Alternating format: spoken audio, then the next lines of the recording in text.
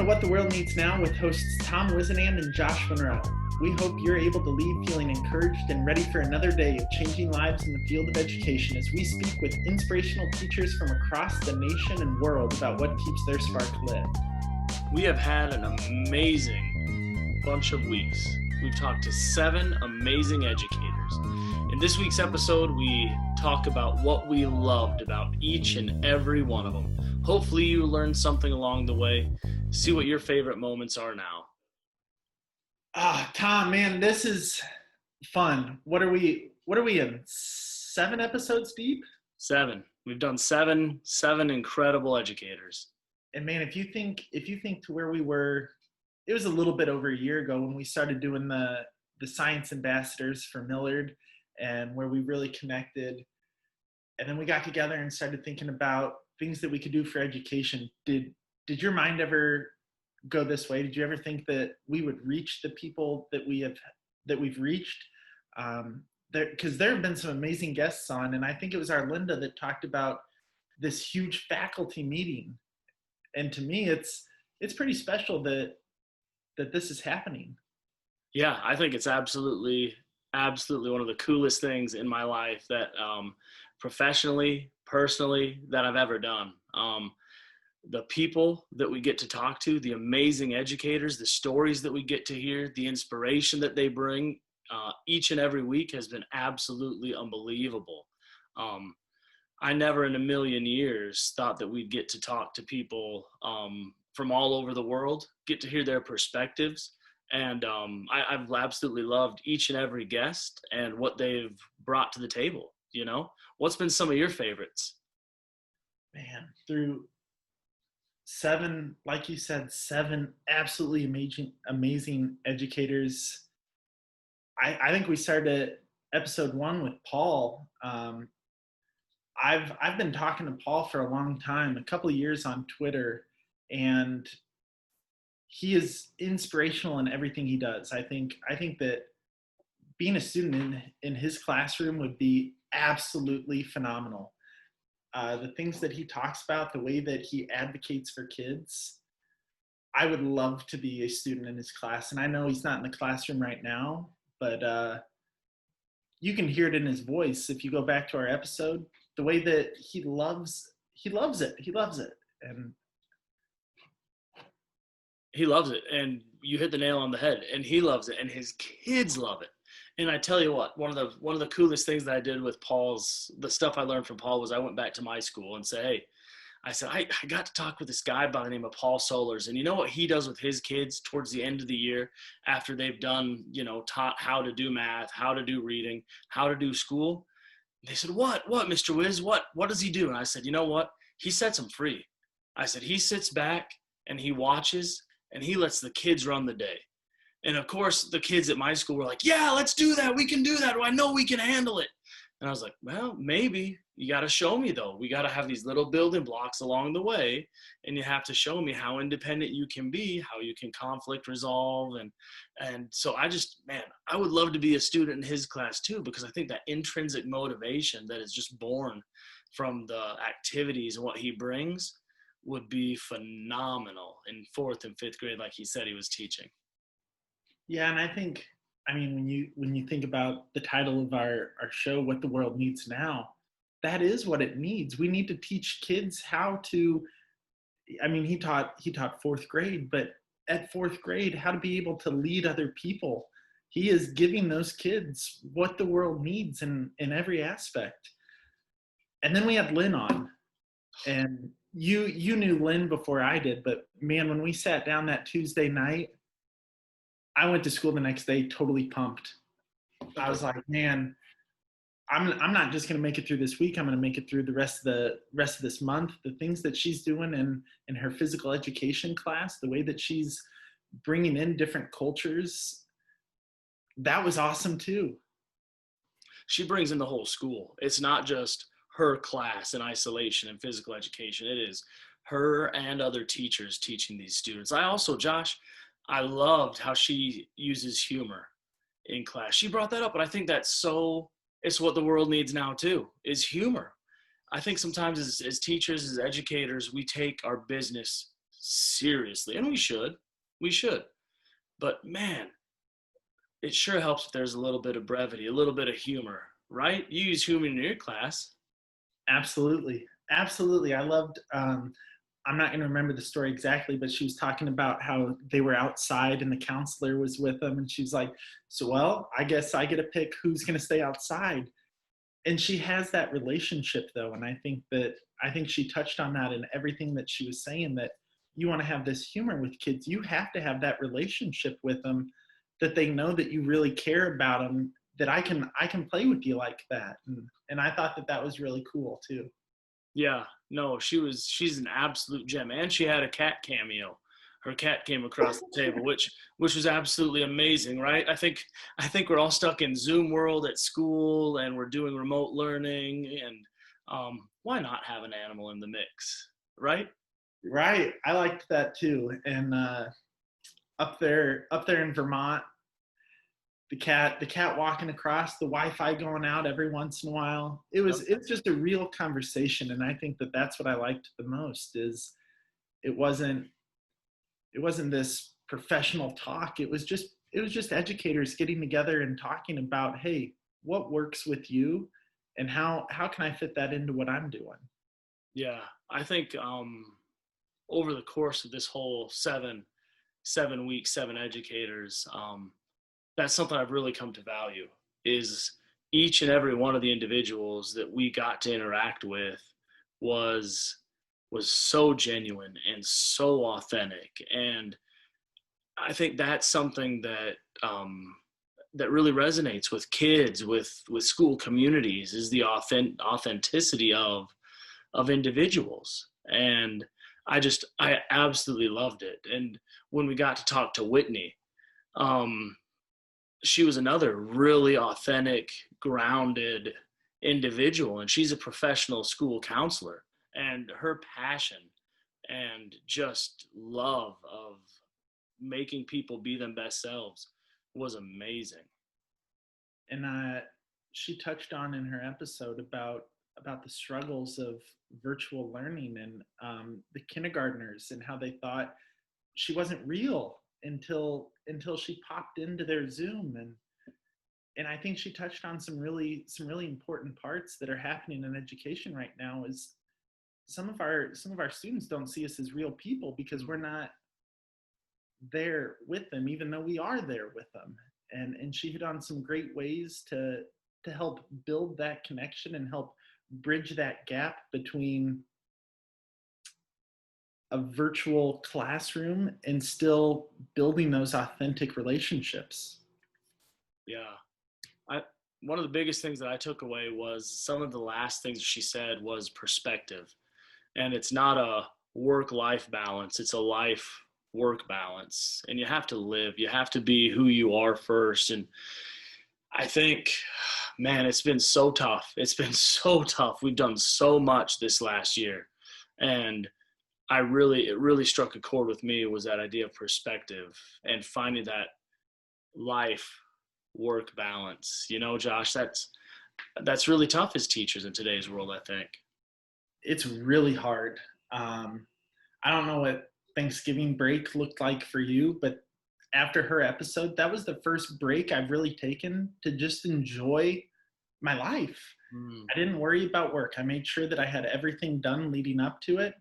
And then I took that time and I spent it with family. And I went back the next week.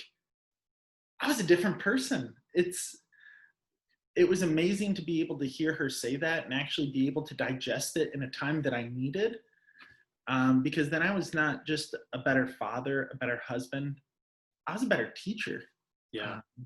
So I really appreciated her words as well. She was a heck of a singer too. Yeah, she was. American Idol. Mm-hmm. They better be calling her. Watch out. Whitney will be on there. What did she say? Did she say a B plus? I think she's a tough on herself. Yeah, I'd give her an A. Yeah, definitely. Straight A, for sure. And then we were blessed to be able to speak with our Linda. She's doing amazing things too. We went down to the South here for a couple episodes, and we had our Linda and Woodrow, and the things that both of them are doing in their classroom. are absolutely mind-blowing. Yeah, yeah. Our Linda's really, really something. She teaches those young kids, and she just really pours her whole being into it. And she's just a very, very special teacher. I think she's one of those teachers, Josh, that you have for a year, but they're with you for life. And listening to her story about how it just took that one teacher to believe in her as a person, not a student, not as a scholar, but just as a person, and how that changed her whole life, and how then she was able to go on and do all of the amazing things that she's doing. It I, really, going back to what Whitney said about perspective, it really put things into perspective about how we need to approach our job every day, is that we approach our students as people first, mm, and making sure that we're working to change their lives as people first, and make them better people. yeah. To have to have her experiences and go to school and be done early and read Plato and Socrates and understand the profound lesson that we're preparing kids for life. But that I love this. I love the phrase inherit society, and that's what we're preparing them to do. And what do we want them to do? Inherit a rich society, and we need to send them out with like that blessing of you're going to inherit society. We want you to be ready for it. That was just really, really incredible, and that changed how I practice a little bit in my classroom. You know, it's not just a social emotional lesson. It's a lesson to help you inherit society so that some of the breakdowns that we see, the arguing, the yelling, the back and forth on social media, hopefully is less dramatic and less inflammatory. Yeah, and I'm going to be honest with you. When I do my lesson planning, I just do it in a normal notebook. So like what your kids might have is what I use. But I write that at the top now. Mm, I put the date. So I'll put, what's today, the 22nd. So I'll put 12/22/20. I'll put that it's Tuesday. But then right underneath that, I put, "Are kids ready to inherit society?" mm. Because I think what she said has to be something that we're thinking about. And you're right on. And companies are talking about your students, your people, your learners. They do not have to know everything about algebra 2. They don't know everything about chemistry, but can they handle people? Can they handle conflicts? Can they do this, and the other with people? And so when I heard that quote, I was just blown away, and I was like, what what a great way to take this huge concept and fit it into one sentence. Oh, absolutely. Absolutely. Yeah, she was really something else. And then the next week we had Woodrow Price. And that guy, uh, I have not heard, and I'm sure there's stories like his out there where you're told you won't amount to anything. You cannot do this. You will not do this. And to experience um, adversity like he did, and then to turn out to be the amazing educator and community builder that he is just a testament to him. My God, that was really incredible, Josh. And the way that he's bringing in community into the school, with the haircuts, with Real Men Read. I thought that was awesome, especially when he describes his community and how a lot of his students are missing male role models, and he's bringing them in and saying, "Hey, here's some people that you can look up to." He's seeing the needs of his students, and he's meeting them. You know, he said kids wouldn't come to school because they had dirty clothes. They were ashamed. They didn't want their peers to see them with dirty clothes, Josh. And I totally understand that. And then he went out and got washers and dryers for his school so that the students could do their laundry, or staff could do the laundry at school, so that they didn't have to deal with that as a reason not to come to school. I thought that is seeing a problem, addressing it, bringing in the community to help you solve an issue at school. Incredible work that he's doing. It's really mind-blowing. It's almost hard to, I'll say it was hard at the time when we were listening to him to take all of what he's saying that he does. It was hard to take it in. Yeah. And to listen to how passionate he is about it, because we asked him the question, when you're feeling down, when you're feeling in that dip, what do you do? And he's like, I think about my kids. I'm like, damn. Yeah. Right. Yeah. I mean, you're doing all of this, and on your hardest days, all you do is you think about a kid, and bam, you got it. Yeah. His story from when he was a kid to now, and everything that he's doing, he is a world changer. You think about making the world a better place than when we came into it. He's doing it. Josh, he is. And what would the world be without a Woodrow Price, or an Arlinda Davis, or a Lynn Porter, or a Paul Solars, or a Whitney? I can't fathom the fact that there are some educators that I hope aren't doing that anymore, but I'm sure are turning students off to education. And I thank God that Woodrow was able to overcome that adversity, and then not just overcome it, but become a champion for the students that he works with, just like all these other amazing teachers that we've had time to been fortunate enough to spend time with. 7th week, we were able to speak with Jen McNally, who's not a teacher in the sense, but she really is. She's doing what those other educators are doing, but she's doing them for us. She's doing them for teachers. She's making sure that our mental health is put in the forefront of people's mind, and making sure that we're thinking about ourselves. Because when you've got people like Woodrow, like Whitney, like Arlinda, like Paul, like Lynn, you've got all of these people that are pouring their heart and soul into it. We have to make sure that we take time to take care of ourselves. That's absolutely right. She said, look for details, pay attention to the little things.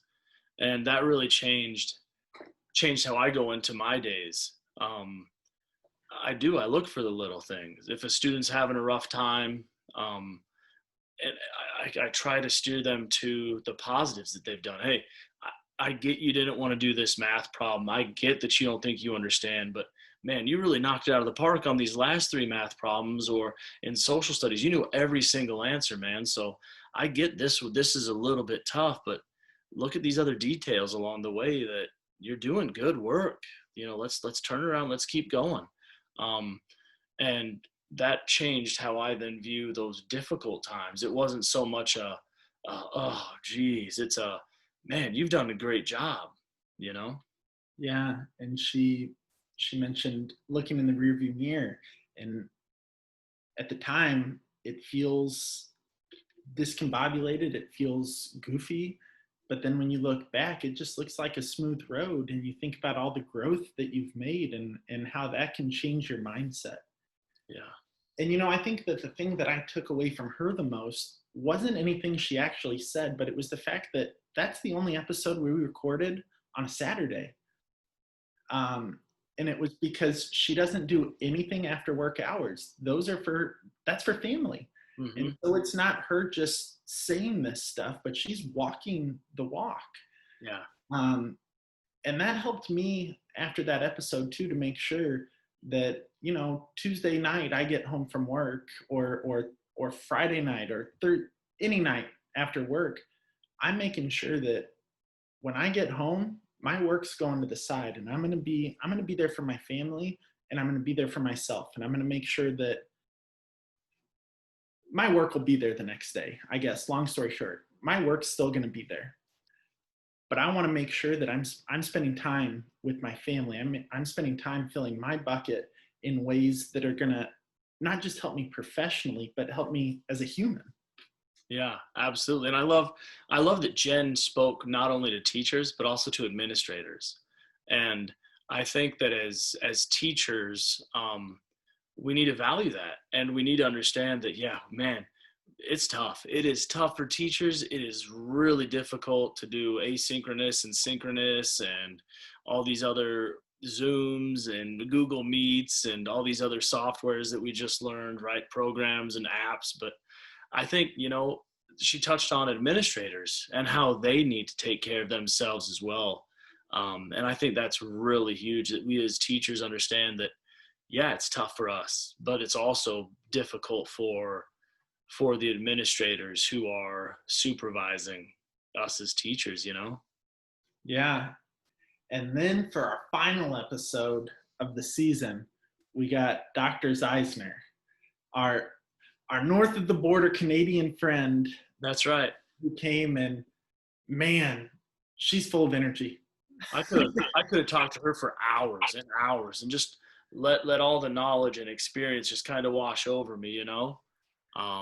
She was full of good stuff, full of good stuff. What was fun for me is that she's big on TikTok with me. And so I get to watch her videos on there, and I get to see these different scenarios that she plays out. But actually sitting down and talking with her and seeing, I know that you make these 1 minute videos, but those videos that you make, you practice it too. And I think that that's really cool when we get to see these things on different platforms and then listen to how it's incorporated into a classroom. She's doing some great things. She is. And the passion, that's something that really struck me about each and every person that we've been blessed to talk with, is the passion. And I'm sure you could hear it through the podcast and you could see it on YouTube. But I am just in awe of the passion that each and every one of these educators brings every day, I'm sure, to their classroom, to their lives. You could tell that she lived life to the fullest. She was absolutely on fire for education. And I really love that. And I think as an educational leader, a professor or an administrator, people notice. They notice your energy. They notice what you're passionate about. They know how you handle yourself. And she really was no nonsense, just here it is kind of individual. And I think that's really refreshing in education, to be honest. Yeah, and it was awesome. It was awesome to listen to her talk about how much she loves her staff, how much she loves her students, and all that she's doing to be there. Because I'm not an administrator, so I don't know everything that goes into her job or into a principal or a superintendent's job. But the way that she talked about making sure that she's walking through every classroom every day and spending time, because for me, that's things that I notice. When my principal walks in to talk to my kids, to talk to me, whether it's an observation or just to check on me, those are things that I notice, and it makes me want to work harder for them. I also love that she addressed, I think, the issue of being upset or over, I want to say overstimulated, but really, like, you have 24 hours to be frustrated, upset, angry, whatever. 24 hours. Let yourself have the emotion. Take a meta moment and explore that emotion, but only for 24 hours. And then you're going to pick yourself up and you're going to move on. And you're not going to wallow. You're not going to waste time in the what ifs or the how comes. We're going to experience it and go on. And I think that was really refreshing. We expect that out of our students. Successful people do that. And I think that was really great to hear. I think sometimes we, especially when we get into a year like we've had, it's easy to sit there and say, oh, I'm overwhelmed. But okay, experience that. And then let's move on. So Josh, we've had 7 amazing out of this world educators. Where do we go from here? What's next? Man, I'm pumped. I'm pumped for what we have, and I don't want to give too much away, just enough, but not too much. We've got some great people coming on. We've got some educators that have had their foot in policies all over the world. People that are leading school districts. People that are getting ready to go into education for a career. I think that season 2 is going to blow our minds as well. I'm so pumped too. It'll be awesome. It'll be awesome. Um, at the start of the year, the very first episode you and I ever did, at the end of it, we said, "What does the world need now?" And I said empathy, and you said, Inspiration. has that changed? Do you have a new word? What does the world need now? We've had 7 amazing educators. What does the world need now, according to Josh Monroe? Oh, I think it has changed a little bit. And I still think that we need inspiration. I loved yours of empathy. I wanted to change once you talked about that. I'm gonna go a different route. I'm gonna say passion. And I think that we've got to find what we're passionate about. Because what I've taken away from listening to all these educators, they're changing the world, but they're doing it because they're passionate about it. And I think that if we can find our passion, we're going to make the world a better place. We're going to give the world what it needs because we're putting our heart into it. We're putting our soul. We're giving everything that we love to the world when we're passionate. What about you? Has it changed? Is it still empathy? Because I thought that was a great way to start it. You dirty, dirty dog, you stole mine. The same thing. I say passionate educators. It's what the world needs now. Every single one of these guests, like I said before, the passion just came through in heaps. And I think you're right. I think if the world had passionate educators that love their job, that could go out and, like you said, change the world. Like these educators are changing the world. They're inspiring their students. They're building connections with their students. They have the relationships. They're modeling lifelong learning for their students. All of these traits that make amazing human beings, these teachers are instilling in their students, the people they work with, because of their passion. So I think that's incredible. Just over 7 episodes with teachers that you and I have come to realize that passion really is what the world of education needs, Josh. I think that's incredible. And I think it's fun that both of us changed our answer. We're lifelong learners too. We're taking everything that all of these people are telling us, and it's helping to shape what we want to do in our classrooms. And I think that as reflective educators, that's what we got to do. Is we got to be able to listen, digest, and change our thinking a little bit.